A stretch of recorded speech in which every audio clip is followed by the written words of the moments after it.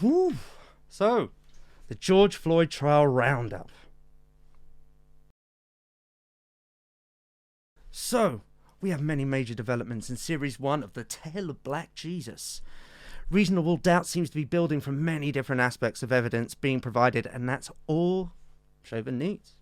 With Maurice Lester Hall, who was in the vehicle when Floyd was arrested and spoke to police on the scene, pleading the fifth now, and refusing to testify as he and his lawyers are worried about incriminating himself on third-degree murder charges, which is dealing a lethal substance that resulted in someone's death. With Floyd's girlfriend also admitting on the stand that he, Maurice Lester Hall, was where they purchased their new stronger pills from, i.e. most likely their drug dealer, and had potentially been the one to give Floyd the fake $20 bill. I mean, this guy seems to be all over the scene with this one, huh? So the mainstream media is hiding the details of the case, perhaps deliberately, perhaps maliciously. I'll let you decide.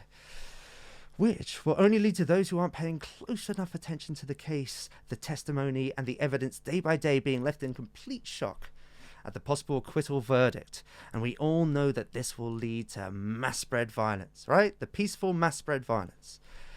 See, they seem to only be reporting when the prosecutor makes a point here or there, but consistently fail to mention some of the bigger moments of the trial when the defense seems to constantly poke holes in the state's witnesses and their testimonies, and who seem to be having a better case so far than the state, who has made basic and tactical errors all along the way, with testimony leaving the prosecutor and his team, quote, visibly shaken and angry after their witnesses have been cross-examined or evidence looked into further than they expected.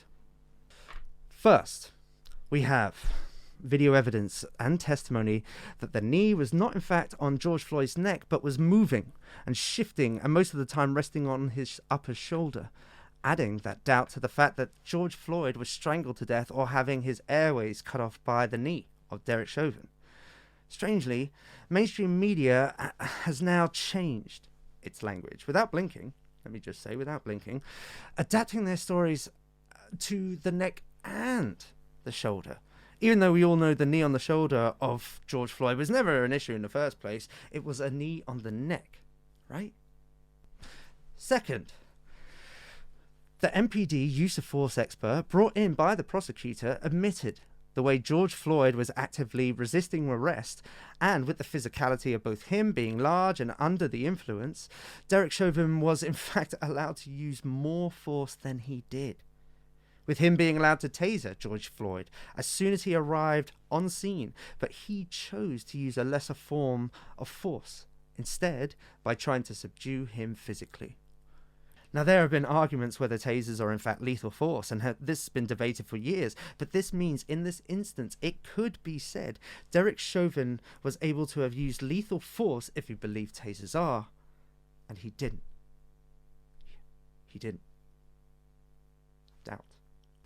Third, the use of force expert admitted that he himself had in fact detained suspects in exactly the same way as Derek Chauvin had done that day, making it hard to prosecute one if others are using this exact technique in practice. Equally, as big news, was that it was also stated that because the crowd was escalating in its hostility towards the officers, with some having to be held back, and threats and profanity being yelled, CPR couldn't take place.